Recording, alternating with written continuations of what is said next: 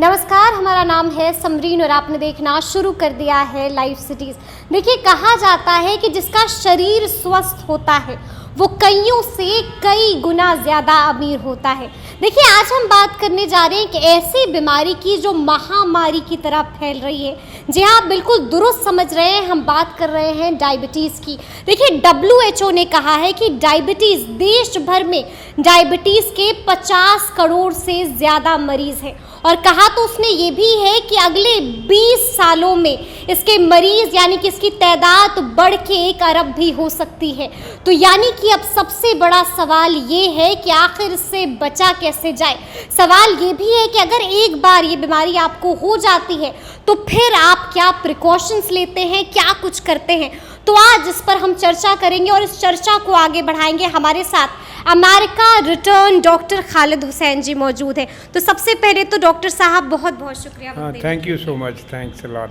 जी, सबसे पहले तो डॉक्टर साहब हम आपसे ये जानेंगे, मतलब सीधा हम आपसे सवाल करेंगे। देखिए, गर्मी बहुत है, गर्मी बहुत है और समर्स का कहा जाता है कि किंग है एक फल, वो फल है आम। तो जाहिर सी बात है कि शुगर पेशेंट्स भी चाहेंगे कि भाई आम है तो खा लेते हैं। तो ये बताइए कि शुगर पेशेंट्स को आम खाना चाहिए या नहीं खाना चाहिए? एक्चुअली अगर अकॉर्डिंग टू टेक्स्ट बुक हम लोग जाएं तो आम तो it's a high glycemic fruit, इसलिए उसको अवॉइड करना बेटर है। मगर if somebody can not avoid it और टेम्पटेशन होता है, सीज़न का जो है किंग ऑफ द फ्रूट है, इसलिए people get attracted to eat it. In that case वो कैलोरीज कैलकुलेट करके वो पीसेस खा सकते हैं। अच्छा, कैलोरीज कैलकुलेट करके वो पीसेस खा सकते हैं। अच्छा, अगर मान लीजिए कि उन्होंने खा लिया, क्योंकि उनको जाहिर सी बात है आम सामने हो तो आम को इनकार करना फिर तो बहुत मुश्किल हो जाता है। तो अगर उन्होंने आम खा लिया और अगर शुगर लेवल बढ़ जाता है तो फिर वो क्या करें? उस केस में एक इम्पेयर्ड फास्टिंग ग्लूकोज टेस्ट उनको करना चाहिए। अगर फर्स्ट टाइम शुगर हाई हुआ है, पहले नहीं हुआ है, तो वी आर नॉट श्योर कि डायबिटिक हैं या नहीं है। इन that case impaired fasting glucose उनको चेक करना, it is a sort of A impaired fasting glucose.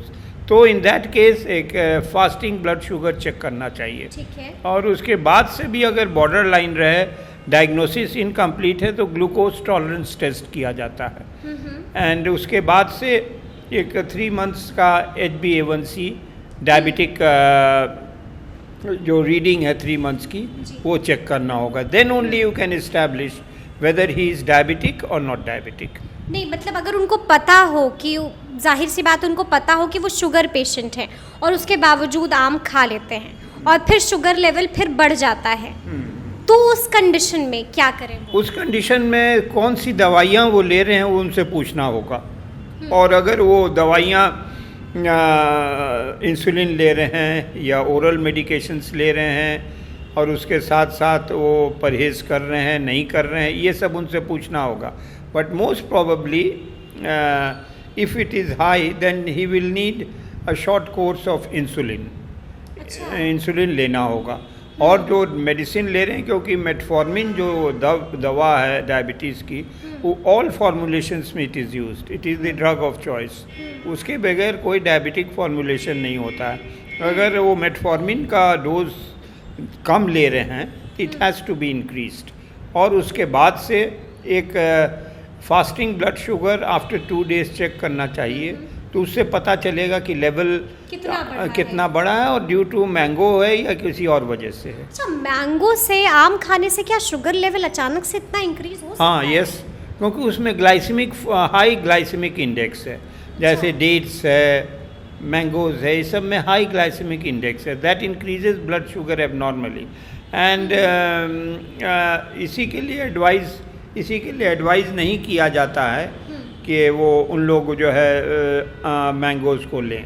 तो आई फील कि अगर उनका शुगर बढ़ गया है तो डोज एडजस्टमेंट, और in some cases they will need insulin also. So मतलब कि खतरनाक है आम खाना? हाँ, डेफिनेटली वो जो है it is not a very good sign कि जो है आप आम खाया और शुगर आपका बढ़ गया। तो आपको you have to calculate according to the calories. अगर कैलोरीज है माने अलाउ करती है तो they can take little bit, सा खा सकते हैं, थोड़ा सा खा सकते हैं। अच्छा ठीक है, अगर मान लीजिए कि उनको उनका ऐसा हो कि चलिए भाई हम आम भी खाएंगे और शुगर को भी हम बैलेंस रखेंगे, तो क्या ये मुमकिन है? पॉसिबल है, मगर उसमें सेल्फ रिस्ट्रेंट बहुत चाहिए। अच्छा, सेल्फ रिस्ट्रेंट चाहिए and the patient will have to control his dietary temptations.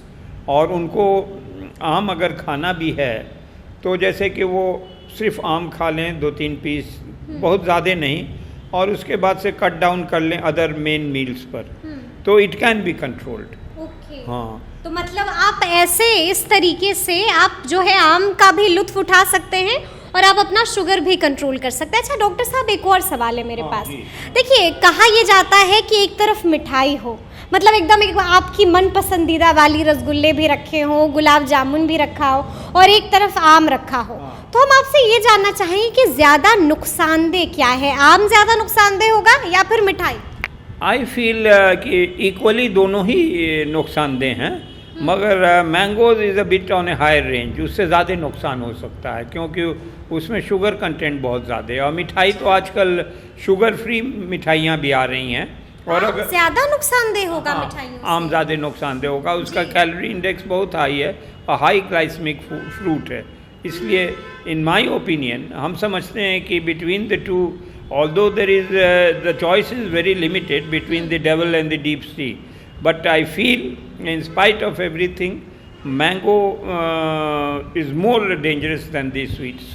और मतलब कि आम ज़्यादा खतरनाक हो सकता है। अच्छा डॉक्टर साहब, आप तो अमेरिका रिटर्न डॉक्टर हैं, तो हम जानना ये चाहेंगे आपसे कि अगर हम बात करते हैं, अब आप यहाँ पर आए हैं, आप देख रहे हैं कि यहाँ पर क्योंकि लगातार आप मरीजों को भी देख रहे हैं, तो अगर हम लाइफस्टाइल की बात करें, अमेरिका का लाइफस्टाइल कैसा था, इंडिया का लाइफस्टाइल कैसा है, क्या कुछ फ़र्क दिखता है आपको? क्योंकि लगातार आप पेशेंट्स देख रहे हैं, आप लाइफस्टाइल के बारे में पूछते होंगे उनसे। अमेरिका में आजकल बहुत सीडेंट्री लाइफस्टाइल है, और वहाँ जो कल्चर है, burger culture, pizza culture, that is high glycemic food and lot of carbohydrates in it, और वहाँ सीडेंट्री लाइफस्टाइल है। अगर किसी को जाना है यहाँ से डाउनस्टेयर्स ऑल्सो, तो वो बस चले तो गाड़ी से उतरें। अमेरिका मेरा very lazy and very people are not very health conscious. और मैंने देखा कि जब बताया जाता है कि आपको एक्सरसाइज करना है तो कुछ दिन करते हैं, देन दे विड्रॉ। तो इस अमेरिका में ऐसे हम देखते हैं कि वहाँ पर तो लोग बहुत ज़्यादा अपने ऊपर ध्यान देते हैं, ख्याल रखते हैं। वो ठीक है, बट डाइटरी हैबिट्स में दे आर वेरी लेजी। और उनको जो है everybody taking Pepsi, pizza, burger, ये कल्चर आने से, फास्ट फूड कल्चर, इससे बीमारियां बहुत बढ़ गई। ओबेसिटी वहाँ बहुत है। People and some people they take exercise, but majority I personally feel कि उन लोग नहीं लेते हैं एक्सरसाइज। तो अगर प्रॉपर एक्सरसाइज को लें और कंट्रोल करें तो इट विल बी कंट्रोल। और इंडिया में अगर हम कंपेयर करें तो क्या कुछ अमेरिका में था और इंडिया में, अगर इस तरह से हम लोग कोई कंपैरिजन करें दोनों की लाइफस्टाइल की, तो बेहतर क्या लगा आपको? बेहतर तो हम समझते हैं जो यहाँ एजुकेटेड क्लास है और जिनको समझाया जाता है तो रिस्पॉन्स अच्छा होता है। अमेरिका में भी है, the people are responsive to doctors advice and treatment, but the problem is that after some time they don't adhere, they feel that it is only for a short time। तो इसलिए तो इसलिए उनको जो है ये बात हम समझते हैं कि इंडिया में लोग समझते हैं और ये अमेरिका में भी लोग समझते हैं, मगर इंडिया थोड़ा ज़्यादा हो जाते हैं जी। और इंडिया में मगर हम फील करते हैं कि जो एजुकेटेड क्लास है वो ज़्यादा, दे आर मोर, उन लोग ज़्यादा सुनने को तैयार हैं और ज़्यादा सुनने को और फॉलो करने के लिए इसलिए यहाँ मेजॉरिटी ऑफ द केसेस में अब हम नहीं देखते हैं। पहले तो गैंग्रीन ऑफ फुट बहुत देखते थे, अनकंट्रोल्ड न्यूरोपैथिक अल्सर्स देखते थे जो कि पैर में घाव हो जाता है, और उसके बाद से हम लोग देखते थे मैनी एम्पुटेशंस करना पड़ता था। अब तो ये सब बहुत कम हो गया है, पहले बहुत ज़्यादा था due to dietary advice, treatment और फॉलोइंग ऑफ द एडवाइस। इसलिए हम फील करते हैं कि अमेरिका में तो कभी ये सब प्रॉब्लम नहीं था। वेरी रेयर केसेस हमने तो कभी देखा नहीं कि एम्पुटेशन ऑफ फुट हो रहा है या गैंग्रीन हो रहा है या न्यूरोपैथिक अल्सर हो रहा है, ये सब चीज़ें वहाँ नहीं होती हैं। और patient generally they adhere, majority of them. मगर इंडिया में भी अब, पहले तो बहुत नॉन कंप्लाइंट पेशेंट्स होते थे जो बात नहीं सुनते थे और उसके बाद से जो है कहने के बावजूद वो खाते थे कि अरे एक खा लिया आम तो क्या फ़र्क पड़ता है। और मगर अब यहाँ जो एजुकेशन लेवल अच्छा हुआ है इसलिए लोग भी सुनने को तैयार हैं। एंड आप बात मानते हैं, यहाँ पर लोग सुन रहे हैं, आप चेंजेस देख रहे हैं जी। अगर हम आपसे ये पूछें कि अगर हम यहाँ पर देखते हैं और अमेरिका में देखते हैं, जाहिर सी बात है आप अमेरिका से आए हैं, तो हम ट्रीटमेंट की बात करें अगर, कि अमेरिका में क्या कुछ डेवलपमेंट हुआ है। अगर हम यहाँ पर डायबिटीज़ की बात करते हैं तो वहाँ क्या कुछ डेवलपमेंट हुआ है, वहाँ कौन सी ऐसी टेक्नोलॉजी डेवलप हुई है, कौन सी ऐसी दवाइयाँ डेवलप हुई हैं जो अब तक इंडिया में नहीं आई हैं। वहाँ तो बहुत सारी टेक्नोलॉजी डेवलप हुई है और बहुत सारी दवाइयाँ भी डेवलप हुई हैं, मगर ज़्यादातर दवाइयाँ वहाँ की यहाँ भी अब मिल रही हैं जो कि पहले नहीं मिलती थी। और न्यू फॉर्मुलेशंस और दवाइयाँ पैदा हुई हैं जो कि यहाँ पर मिल रही हैं, जिससे कि हमको ट्रीटमेंट में आसानी हो गई है। क्योंकि बहुत सारी दवाइयाँ जैसे डेपाग्लाफलोज़िन वगैरह, ये सब दवाइयाँ पहले यहाँ नहीं थी, अमेरिका में तो मिलती थी बहुत ज़माने से, अब तो सब आ गई है। तो उससे जो है हम लोग जो कॉम्प्लिकेशंस जो डायबिटीज़ का होता है, जैसे कि हार्ट का, किडनी का, that delays these drugs delays the complication, वो डिले कर देती है जो उसका साइड इफ़ेक्ट्स या कॉम्प्लिकेशंस होता है। वो सब दवाइयाँ तो अब यहाँ भी आ गई हैं, मगर कुछ इंसुलिन की दवाइयाँ जो हैं, इंसुलिन जो है वहाँ कुछ लेटेस्ट फॉर्मुलेशन है जो कि यहाँ नहीं है। अच्छा, अगर हम डॉक्टर साहब टेक्नोलॉजी की बात करें तो क्या कुछ ऐसी टेक्नोलॉजी है जो अमेरिका में है लेकिन अब तक अपने देश में नहीं है?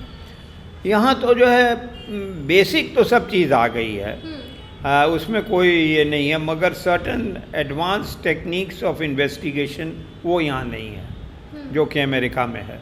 तो इसलिए basic things have reached here, और अगर बेसिक थिंग्स तो अगर मरीज़ फॉलो करेगा तो उसी से उसकी डायबिटीज़ कंट्रोल हो जाएगी। और क्योंकि एक्चुअली डायबिटीज़ तो बीमारी ऐसी है कि ट्रीट हम लोग दवाइयाँ देते हैं to delay the complications. Diabetes as such doesn't kill anybody और doesn't cause harm, it is the complications which causes जो कि उनको तकलीफ़ पहुंचाती है, आई का हो, किडनीज का हो, न्यूरोपैथी हो, ब्रेन का हो या स्ट्रोक हो या जो भी हो। तो इसलिए जनरली देखा गया है कि जो दवाइयाँ लेते हैं वो 20 साल के बाद ही कॉम्प्लिकेशंस स्टार्ट होता है, प्रोवाइडेड पेशेंट फॉलो करता है एडवाइस। तो ये तो यहाँ बहुत इम्प्रूव कर गया है सिचुएशन, पहले नहीं था ऐसा। लेकिन अब सारी चीज़ें जो है अपने मुल्क में भी आ चुकी हैं। तो 90% चीज़ें आ चुकी हैं। तो चलिए, ये थे डॉक्टर साहब, उन्होंने बखूबी यहाँ पर बताया कि आपको क्या कुछ करना है। देखिए, साफ कह दिया है कि आम खाना है तो थोड़ा सा परहेज करना होगा। ये भी बताया है कि आम आप कैसे खा सकते हैं, अगर आप डायबिटिक हैं तो आम खाने का तरीका भी बताया है। तो ये पूरी बातचीत आपको कैसी लगी है कमेंट करके हमें ज़रूर बताइएगा। तो इस तरह के तमाम अपडेट्स के लिए ऐसे ही हमारे साथ बने रहिएगा और देखते रहिएगा लाइव सिटीज़। बहुत शुक्रिया।